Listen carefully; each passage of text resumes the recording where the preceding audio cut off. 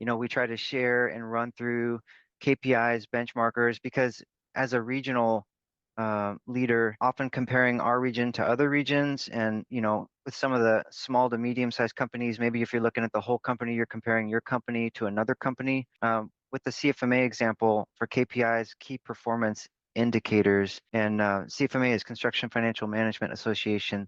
So what we can do is we can go through and look at the key performance indicators like liquidity ratios, profitability, leverage, efficiency, and then with down at the bottom, you see productivity ratios, revenue per full-time equivalent employee, gross profit, what's a good revenue per year, or what's a good backlog to go into next year with if we have to meet a certain revenue number. So these are things that you want to look at, compare your company with other companies across the country, or if you're a heavy highway contractor, you could compare your numbers to the heavy highway contractors and kind of have a benchmark or a way to know, hey, how are we doing on revenue? How are we doing on gross profit?